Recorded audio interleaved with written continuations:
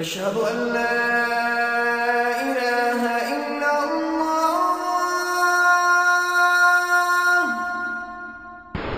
الحمد لله نحمده ونستعينه ونستغفره ونؤمن به ونتوكل عليه ونعوذ بالله من شرور أنفسنا ومن سيئات أعمالنا من يهده الله فلا مضل له ومن يضلله فلا هادي له ونشهد أن سيدنا وسندنا محمدا عبده ورسوله صلى الله تعالى عليه وعلى آله وأصحابه أجمعين أما بعد فأعوذ بالله من الشيطان الرجيم بسم الله الرحمن الرحيم وإذ أخذ ربك من بني آدم من ظهورهم ذريتهم وأشهدهم على أنفسهم ألست بربكم قالوا بلى شهدنا أن تقولوا يوم القيامة إنا كنا عن هذا غافلين صدق الله تعالى وصدق رسوله النبي الأمي الكريم ونحن على ذلك لمن الشاهدين والشاكرين والحمد لله رب العالمين মুআজ্জাজ ও মুহতারাম হযরত মুরব্বিয়ান কিরাম ও দিগার মুসল্লিয়ান আযম, বিভিন্ন স্থান থেকে আগত কোরআন ও হাদিসের অনুসারী আমার মুওয়াহিদিন ভাইরা, আল্লাহ সুবহানাহু ওয়া তাআলার মহান দরবারে লাখ শুকরিয়া জ্ঞাপন করছি, যিনি আমাদেরকে প্রতি জুমার ন্যায় আজকেও মসজিদে আসার তৌফিক এনায়েত করেছেন। এজন্য বলি আলহামদুলিল্লাহ। আমরা কিছুদিন পর্যন্ত বিভিন্ন বিষয় নিয়ে আলোচনা পেশ করেছিলাম। অনেকের পরামর্শ হলো যে একজন লোক নতুন যদি ইসলাম গ্রহণ করতে চায় অথবা ইসলাম গ্রহণ করে তো কি কি জিনিস তার বিশ্বাস করতে হবে, যদি ধারাবাহিকভাবে এরকম একটু আলোচনা হতো ভালো হতো। অবশ্যই এরকম আলোচনা আমরা শুরু থেকে করেছি। তো শহরের মুসল্লি যেহেতু পরিবর্তন হয়, বিভিন্ন জায়গার থেকে আসে, ভাড়াটে থাকে, সব বিবেচনা করে আমিও চিন্তা করলাম যে হ্যাঁ, একটা সিরিজ আকারে কিছু আলোচনা আসা প্রয়োজন। তো সেই জন্য আজকের থেকে আমরা যে বিষয়টা আলোচনা শুরু করছি, এটা একটা গুরুত্বপূর্ণ সিরিজ আলোচনা শুরু হচ্ছে। আল্লাহ সুবহানাহু ওয়া তাআলা সম্পর্কে আমাদের কি বিশ্বাস স্থাপন করতে হবে। আমরা সকলেই দাবি করি আল্লাহকে বিশ্বাস করি, এর মানে কি? কোরআনুল কারীমের সূরা বাকারার ৮ নম্বর আয়াতে আল্লাহ রাব্বুল আলামিন বলেন, ওয়া মিনান নাসি মান ইয়াকুলু আমান্না বিল্লাহি ওয়া বিল ইয়াউমিল আখির ওয়া মা হুম বিমুমিনিন। মানুষের মধ্যে এমনও অনেক মানুষ আছে যারা বলে আমরা আল্লাহতে বিশ্বাসী, পরকালে বিশ্বাসী। আল্লাহ রাব্বুল আলামিন বলছেন ওয়া মা হুম বিমুমিনিন, না ওরা মুমিন নয়, ওরা মুনাফিক। মূলত মুনাফিকদের আলোচনা শুরুই করেছেন আল্লাহ রাব্বুল আলামিন এই আয়াত থেকে। একথা আমরা আগেও বলেছিলাম যে কোরআনুল কারীমের সূরা বাকারার প্রথম 5টি আয়াত হচ্ছে মুমিনদের সম্পর্কে, এরপরের 2টি আয়াত কাফেরদের সম্পর্কে, এরপরে মুনাফিকদের সম্পর্কে 13টা আয়াত। তাহলে সবচেয়ে ভয়াবহ কে? কাফেরের চেয়েও ভয়াবহ মুনাফিক। কোরআনুল কারীমে কাফেরদের নামে একটা সূরা আছে, কয় আয়াত? 2 লাইন। আর মুনাফিকদের সম্পর্কে একটা সূরা আছে, আল মুনাফিকুন, কত লাইন? 1.5 পৃষ্ঠা প্রায়। বোঝা গেল যে মুনাফিক মারাত্মক জিনিস, কাফেরের চেয়েও খতরনাক, কাফেরদের চেয়েও ভয়াবহ। আমরা আবার সেই মুনাফিকদের মধ্যে পড়ে যাই কিনা এটা তো দেখা প্রয়োজন। এই জন্য আমরা আলোচনা শুরু করব যে আল্লাহকে বিশ্বাস করার অর্থটা কি। আল্লাহকে বিশ্বাস করা কোরআন ও হাদিস থেকে আমরা যতটুকু পাই, এর প্রথম নাম্বার বিষয় হচ্ছে আল্লাহর ওজুদ, আল্লাহ আছেন এ বিশ্বাস করা। 2 নম্বরে আল্লাহর ওয়াহদানিয়ত, একত্বে বিশ্বাস করা। এটা আবার 3 প্রকারে পাওয়া যায়। আল্লাহর উলুহিয়ত, ইবাদতের ক্ষেত্রে একত্ব বজায় রাখা, রুবুবিয়তের ক্ষেত্রে একত্ব বজায় রাখা, আল আসমা ও সিফাতের ক্ষেত্রে একত্ব বজায় রাখা। এই আলোচনা শুরু করলে কতদিন চলবে আপনারা ভালো বুঝছেন। আমরা আজকে যে বিষয়টা আলোচনা করব এর শিরোনাম হবে ওজুদে বারি তাআলা, বা আল্লাহর পরিচয়, আল্লাহর অস্তিত্ব, আল্লাহ আছেন। আল্লাহ রাব্বুল আলামিন কোরআনুল কারীমে স্পষ্টই করে দিয়েছেন মানুষ জিন সৃষ্টি কেন করেছেন। ওয়ামা খালাকতুল জিন্না ওয়াল ইনসা ইল্লা লিয়াবুদুন, আমি মানব জাতিকে এবং দানব জাতিকে সৃষ্টি করেছি একমাত্র আমার ইবাদত করার জন্য। আমার ইবাদত, আমার আনুগত্য, আমার গোলামি, আমার দাসত্ব করার জন্য। তো আসলে যার দাসত্ব করব, যার গোলামি করব, তাকে তো চেনার প্রয়োজন। যদি তাকে নাই চিনব তাহলে কি করে তার গোলামি করব?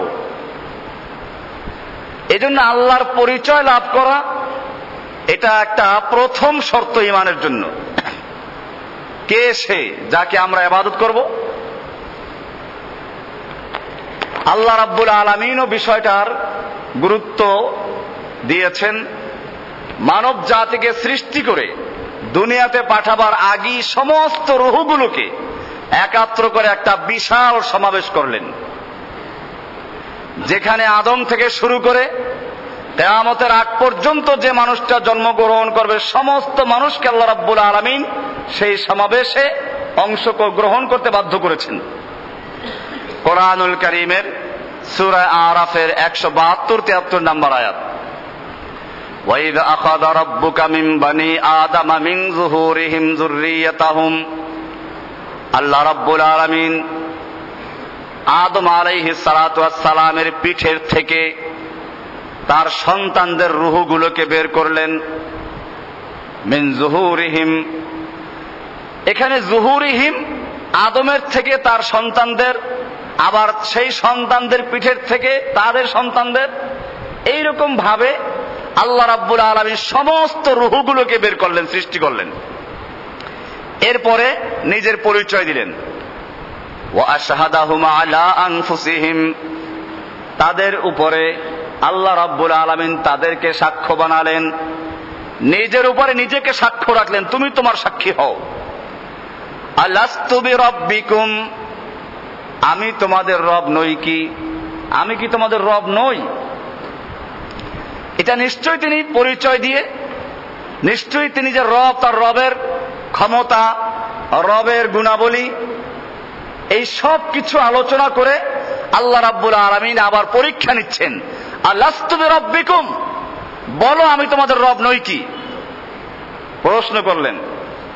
ক্বালু বালা শাহিদনা, ক্বালু সবাই বলল, সব লোকেরা বলল বালা, কেনই না। বালা শব্দ অর্থ হ্যাঁ, আর নাম শব্দের অর্থ হ্যাঁ, কিন্তু দুইটা বেশ কম আছে। এখানে নাম বলেন নাই, বরং এখানে বলেছেন বালা। তার মানে হচ্ছে যদি কোনো জিনিস প্রমাণ ভিত্তিতে, প্রমাণ সহকারে স্বীকৃতি দিতে হয় তাহলে বলা হয় বালা। তার মানে অবশ্যই আপনি আমাদের রব, কেনই আপনার রব হবেন, আপনিই তো আমাদের রব। শাহিদ না, আমরা সাক্ষ্য দিচ্ছি। আল্লাহ তাআলা বলছেন যে এই সাক্ষ্য আমি কেন নিলাম, এই সাক্ষ্য বা অঙ্গীকারের মজলিস কেন করলাম? আন তাকুলু ইয়াউমাল কিয়ামাতি, যাতে করে তোমরা কিয়ামতের দিবসে বলতে না পারো ইন্না কুন্না আন হাযা গাফিলিন, আমরা তো এসব থেকে গাফেল ছিলাম, আমরা এগুলো জানতাম না। আপনি যে আমাদের রব এটা আমরা জানতাম না, এইটা যাতে বলতে না পারো সেজন্য আমি এই সমাবেশ করে তোমাদের থেকে অঙ্গীকার আদায় করলাম। আও তাকুলু, অথবা একথা যেন বলতে না পারো। কি সুন্দর সমাবেশ!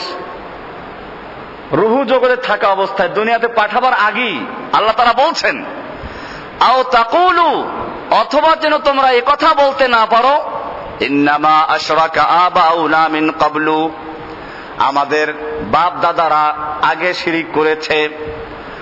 ওয়া কুন্না যুররিয়াতাম মিন বাদিহিম, আমরা তো তাদের পরবর্তী তাদের সন্তান ছিলাম, তাদের অনুসরণ করেছি মাত্র। আফাতুহলিকুনা বিমা ফাআলাল মুবতিলুন, আপনি কি আমাদেরকে আমাদের আগের বাতিলপন্থীরা যা করেছেন, বাপদাদা যে অন্যায় করেছেন তারা অনুসরণ করেছি মাত্র, সে অপরাধে আমাদেরকে আপনি শাস্তি দিবেন?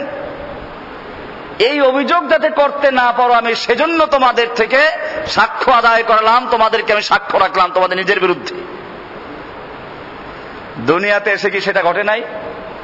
আমরা যখন কোনো কথায় কথায় বলি কোরআন এটা আছে, হাদিস এটা আছে, মানুষ কি করে বাপ দাদা যুগ থেকে করলাম। এরকম ঘটনা ঘটলো সেদিন এক জায়গায়।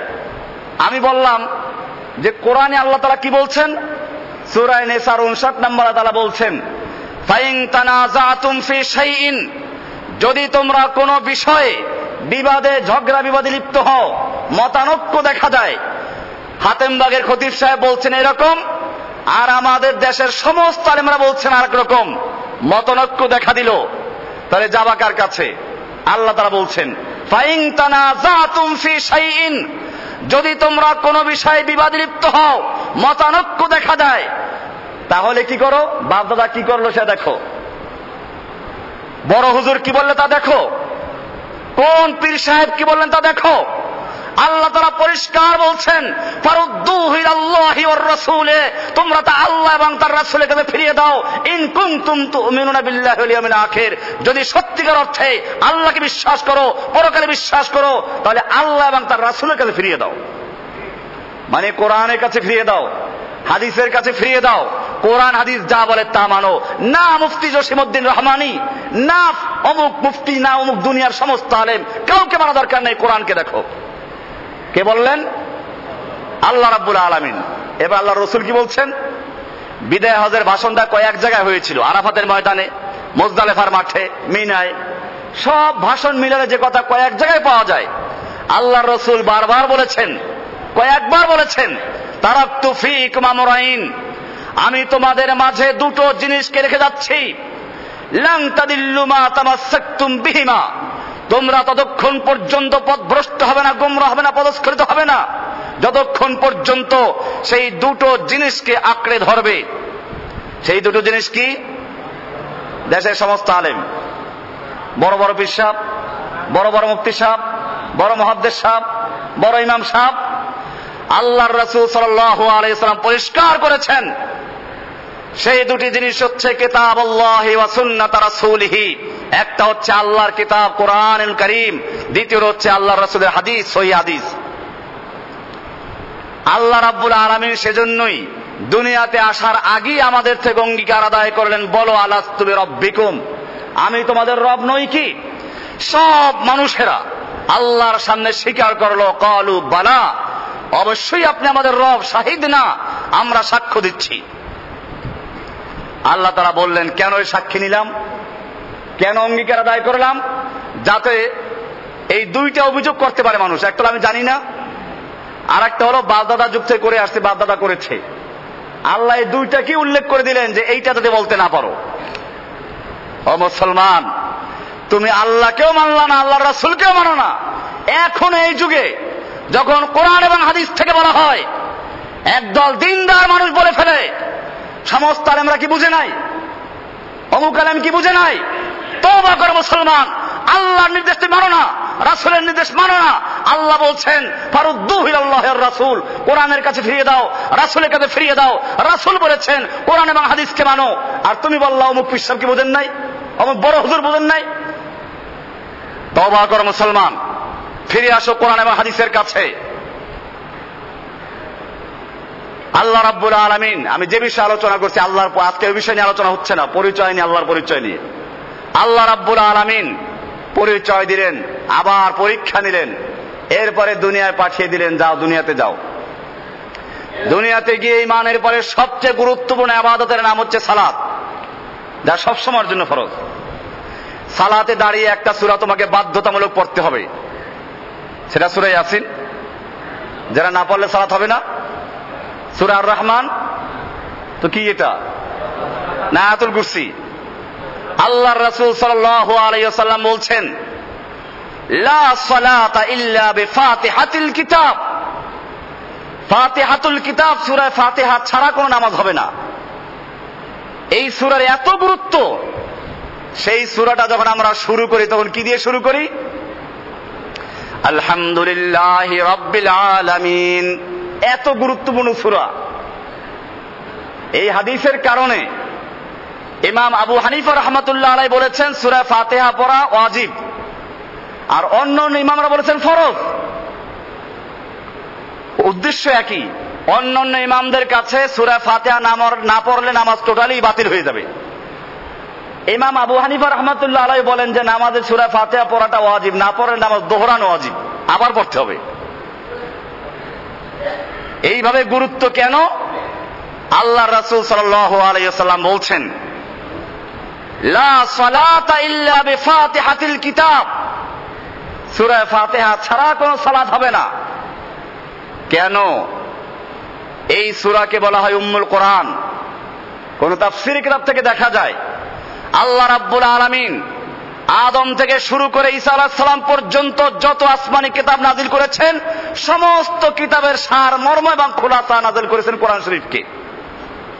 আর কোরআনুল কারীমের মধ্যে যা কিছু আছে, এই সব কিছুর মূল হচ্ছে সূরা ফাতিহা। আর সূরা ফাতিহার মধ্যে যা কিছু আছে, এই সব কিছুর মূল হচ্ছে একটা আয়াত, ইয়্যাকা না'বুদু ওয়া ইয়্যাকা নাস্তাঈন। আসবে আলোচনা, ইনশাআল্লাহ বিস্তারিত আলোচনা আসবে এগুলো। এই সূরা শুরু হচ্ছে কি দিয়ে? আলহামদুলিল্লাহি রাব্বিল আলামিন। গুরুত্বপূর্ণ ইবাদত নামাজ, দাঁড়িয়ে বলা হচ্ছে আলহামদুলিল্লাহি রাব্বিল আলামিন। সমস্ত প্রশংসা আল্লাহর, যিনি গোটা জগৎ সমূহের রব। জগৎ সমূহের এর মধ্যে পরিচয় আছে আল্লাহর, রবের পরিচয় আছে এর ভিতরে। এরপরে আমরা যখন রুকুতে যাই তখন গিয়ে কি বলি? সুবহানা রাব্বিয়াল আযীম। আবার যখন রুকুর থেকে দাঁড়াই কি বলি? রব্বানা লাকাল হামদ। সামি আল্লাহর পরে রব্বানা লাকাল হামদ। এরপরে আবার যখন সিজদায় চলে যাই, সিজদায় গিয়ে কি বলি? সুবহানা রাব্বিয়াল আ'লা।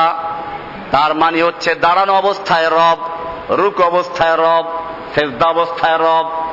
দুনিয়ার সব অবস্থায় তুমি রবের স্বীকৃতি আদায় করো, তুমি যে অবস্থায় থাকো।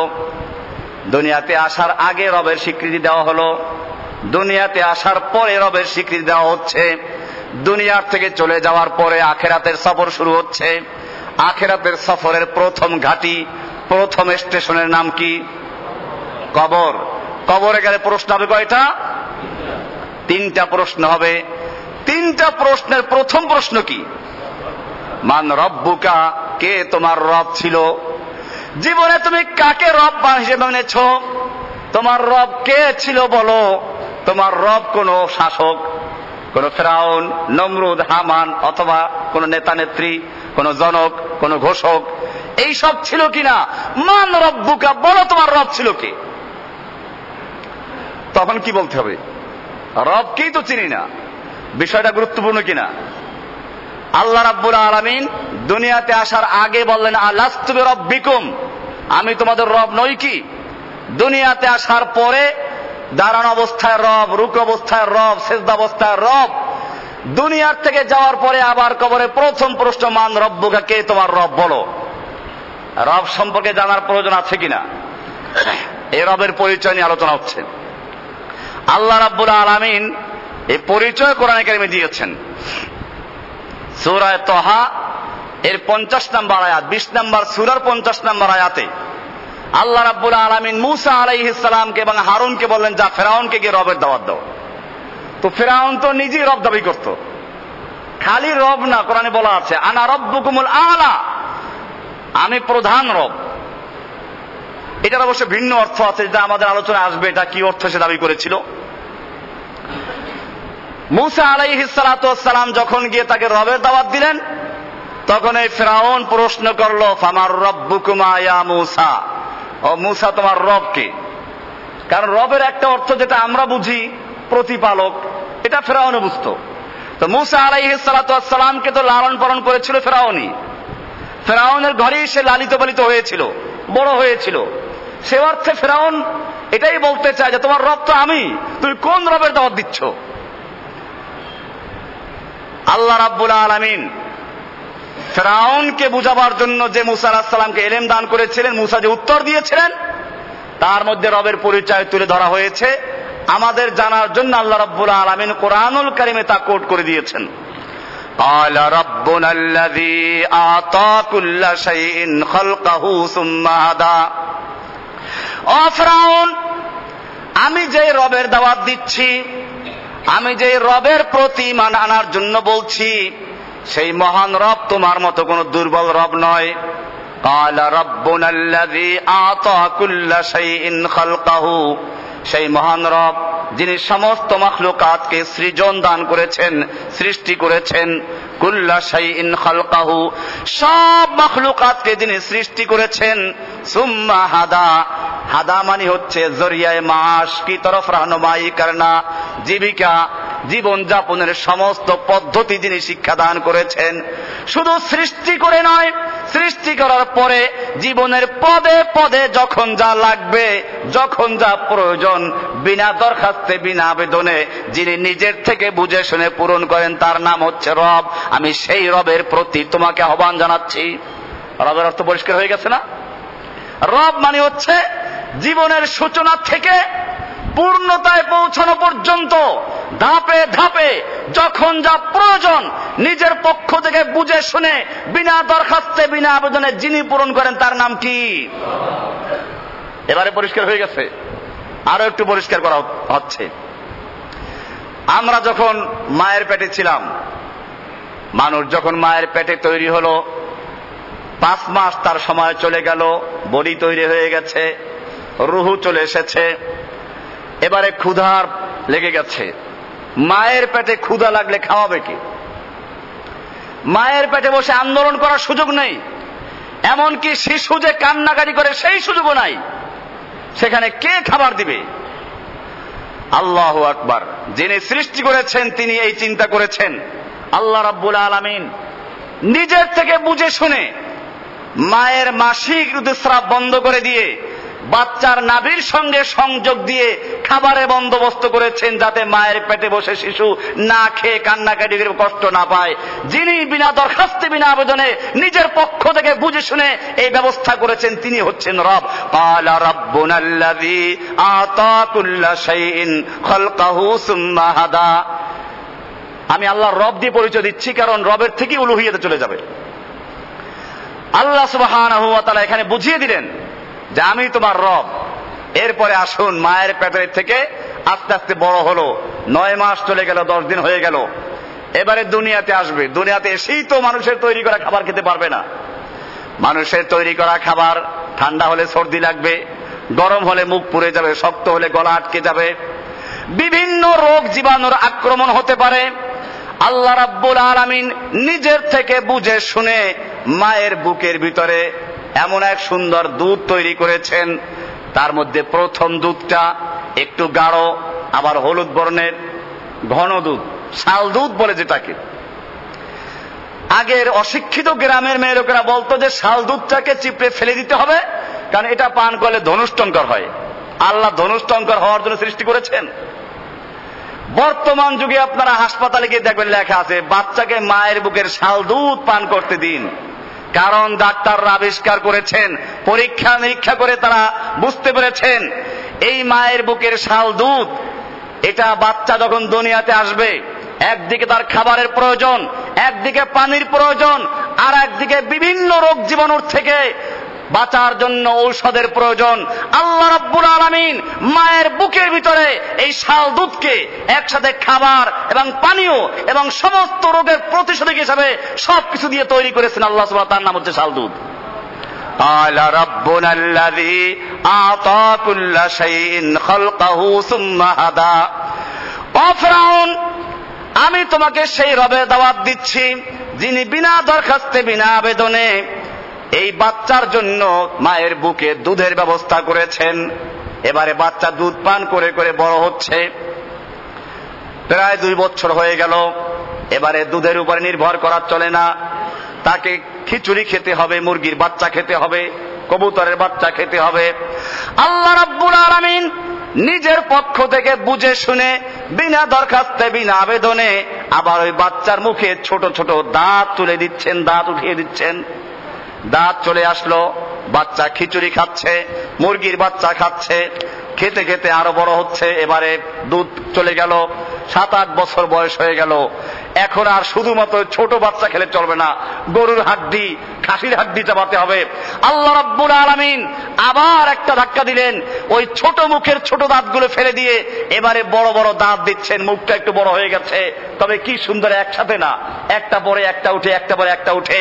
এক সময় দেখা গেল সব দাঁতগুলো পরিবর্তন করে শক্ত এবং বড় দাঁত দিয়ে মুখটাকে ভরে দিয়েছেন। বলুন সুবহানাল্লাহ।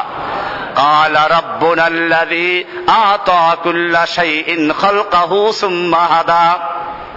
যে রব্বুল আলামিন নিজের পক্ষ থেকে বুঝে শুনে বিনা দরখাস্তে বিনা আবেদনে এই সবগুলো ব্যবস্থা করছেন, তার নাম কি?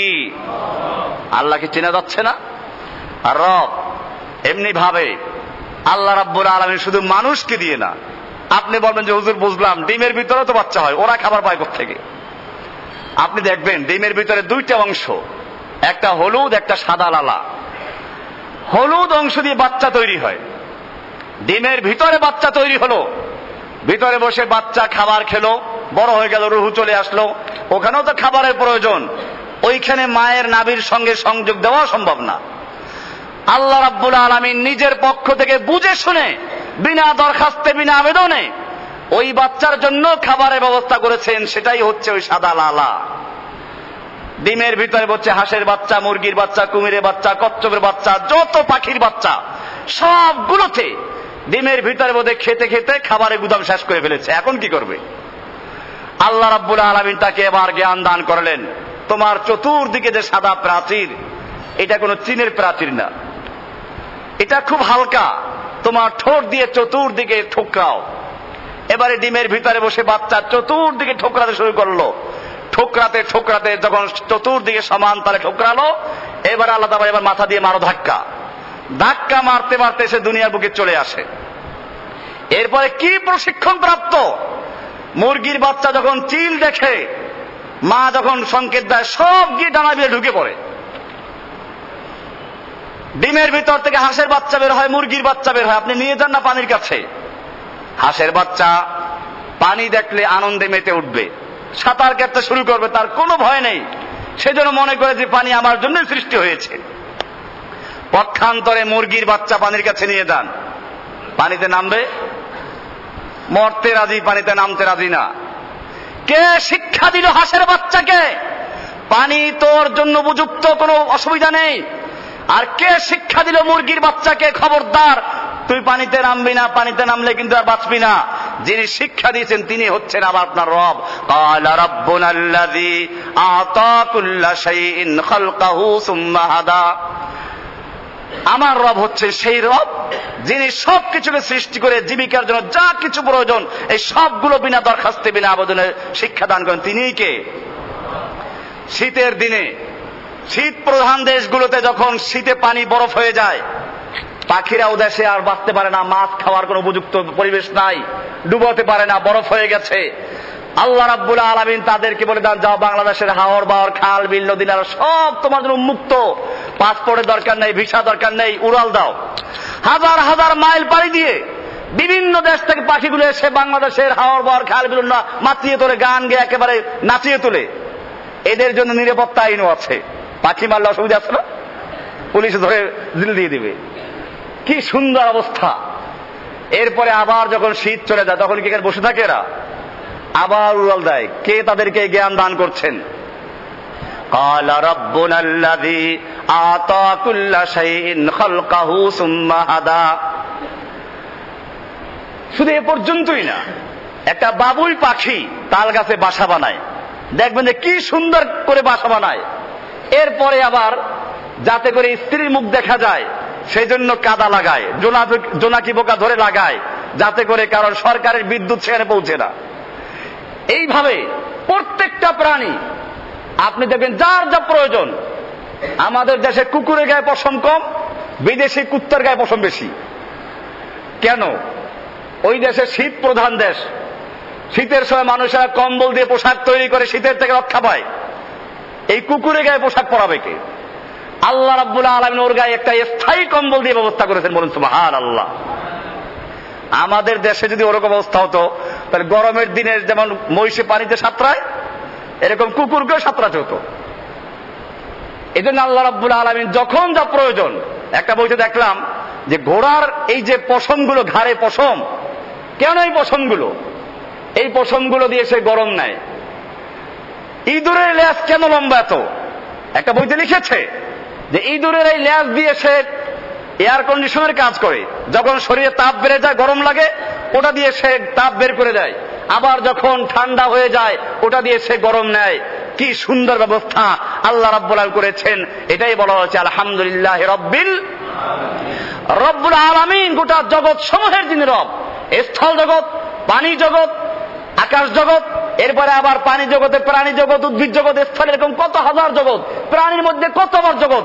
আলোচনা আসবে ধারাবাহিক, শুনতে থাকবেন, নিয়মিত আসবেন, দেখবেন ইনশাআল্লাহ আমি ধারাবাহিক আলোচনা শুরু করেছি। এর উপরে বিস্তারিত আলোচনা হবে, মহাকাশ নিয়ে আলোচনা হবে, স্থল নিয়ে আলোচনা হবে, পানি নিয়ে আলোচনা হবে। কি রহস্য আল্লাহ তাআলা সৃষ্টি করেছেন। আল্লাহ রাব্বুল আলামিন কোরআনেও এগুলো গবেষণা করতে বলেছেন। এবং যারা সত্যিকার অর্থে গবেষক, বিজ্ঞানী যারা, তারা এজন্য আল্লাহর কুদরতের সামনে নত হয়ে আসেন।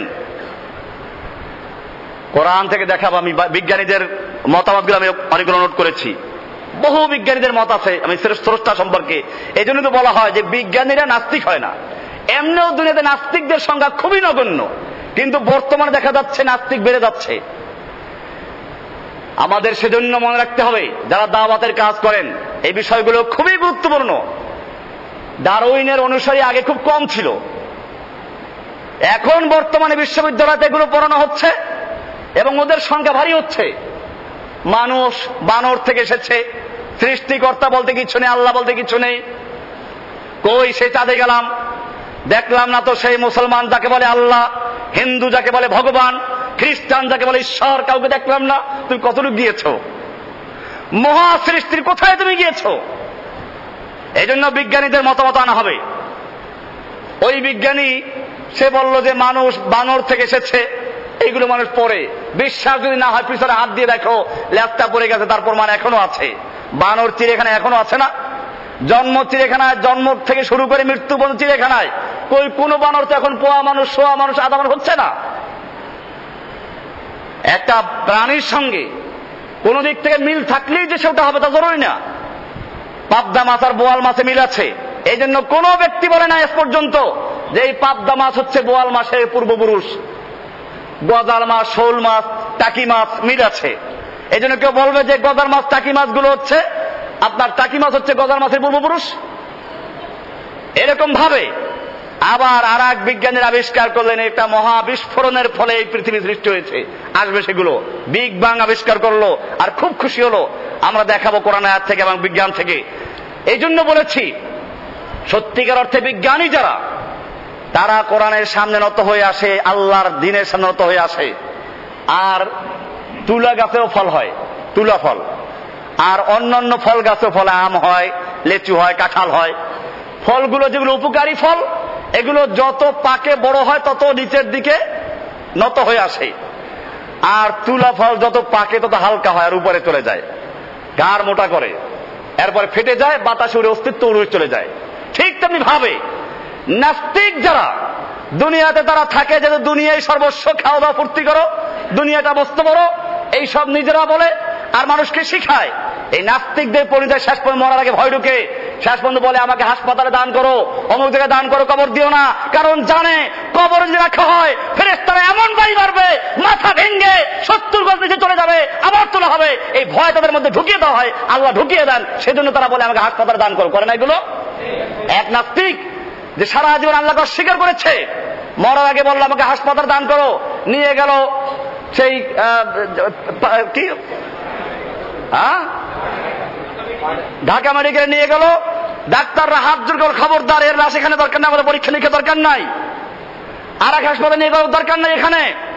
শেষ পর্যন্ত বোধ হয় প্রাইভেট একটা হাসপাতালে নিয়ে তারপরে দেখে দিতে, করবে কি? এই হচ্ছে অবস্থা। আমাদের মনে রাখতে হবে আল্লাহ সুবহানাহু ওয়া তাআলা তার পরিচয় দেওয়ার জন্য বিভিন্ন জিনিসকে সৃষ্টি করেছেন। এজন্য বলেছেন হার ওয়ারাকে দফতরে মারিফাতে কিরদেগার, এই পৃথিবীর প্রত্যেকটা পাতায় পাতায় আল্লাহর পরিচয় রয়েছে, আল্লাহর পরিচয় স্বাক্ষর রয়েছে। কাজে যারা জ্ঞানী, যারা বিজ্ঞানী, তারা আল্লাহর সামনে নত হয়ে আসবি। এজন্য আল্লাহর পরিচয় দেওয়ার প্রয়োজন নাই। পরিচয় প্রত্যেকটা মাখলুক পরিচয় আল্লাহ তাআলা তারপরও পরিচয় দিয়েছেন। সূরা নাহলের 66 নম্বর আয়াতে আল্লাহ তাআলা পরিচয় দিয়েছেন একটা মৌমাছি দিয়ে। মৌমাছি, নাহাল মানে কি? মৌমাছি। আল্লাহ রাব্বুল আলামিন এই সূরা নাহলের ভিতরে বলেছেন ওয়া ইন্না লাকুম ফিল আনামি লাইবরা, তোমাদের জন্য রয়েছে আনাম, পশুর মধ্যে রয়েছে তোমাদের ইবরাত, তোমাদের শিক্ষণীয় বিষয়। নুসকিকুম মিম্মা ফি বুতুনিহি মিন বাইনি ফারসিন ওয়া দামিন লাবানান খালিসা, এর গোবর এবং রক্তের মাঝখান থেকে তোমাদের জন্য পিওর দুধ বের করে দেওয়া হয়। সায়গান লিশারিবিন, পানকারীদের জন্য তৃপ্তিদায়ক এবং সুন্দর সুস্বাদু দুধ তোমাদের জন্য তৈরি করা হয়। কি সুন্দর কথা! এর বালাদা বলছেন অমিন সামারাতিন নাখিল ওয়াল আনাব, বিভিন্ন ফল ফলাদি খাচ্ছ, একই জমিনে হচ্ছে। আঙ্গুরের স্বাদ একরকম, আপেলের স্বাদ একরকম, আমের স্বাদ একরকম, আম আবার ল্যাংরা একরকম, হিমসাগর একরকম, আবার এক একটা ফজলি আর একরকম। বিভিন্ন পদের আম সৃষ্টি করেছি তোমাদের জন্য। আন নাখিল ওয়াল আনাব তাত্তাখিযুনা মিনহু সাকরা ওয়া রিজকান হাসানা ইন্না ফি যালিকা লাআয়াতাল লিকওমিন ইয়াকিলুন। এরপরে বলছেন ওয়া ওহা রাব্বুকা ইলান নাহলি আনিত্তাখিযি মিনাল জিবালি বুয়ুতা, আল্লাহ রাব্বুল আলামিন মধুমাক্ষিকার কাছে এই বলে হুকুম জারি করলেন আনিত্তাখিযি মিনাল জিবালি বুয়ুতা, তোমরা পাহাড়ে গিয়ে ঘর তৈরি করো। ইলাহুল আলামিন ঘর তৈরি করার জন্য তো সিমেন্টের প্রয়োজন, কেমিক্যালের প্রয়োজন, কোথায় পাবো সেগুলো? ইটের প্রয়োজন। আল্লাহ রাব্বুল আলামিন তাদের মধ্যে ইঞ্জিনিয়ার তৈরি করে দিয়েছেন। কেমিক্যাল ইঞ্জিনিয়ার আছে ওদের মধ্যে। দেখবেন যে প্রথমে কাঠে হোক, যেখানে তারা ঘর তৈরি করবে আগে কিছু একটা লাগায়, তারপরে ঘর তৈরি করে এমন ভাবে ঝুলায় 10 থেকে শুরু করে 10 মণ পর্যন্ত মধু সুন্দরবনে দেখা গেছে যে ঝোলে। আজ পর্যন্ত কোন মৌমাছির চাক মধুর ওজন সহ্য করতে না পেরে ছিঁড়ে গেছে শোনা গেছে কোন সময়? কেমিক্যাল ইঞ্জিনিয়ার পাওয়া গেল।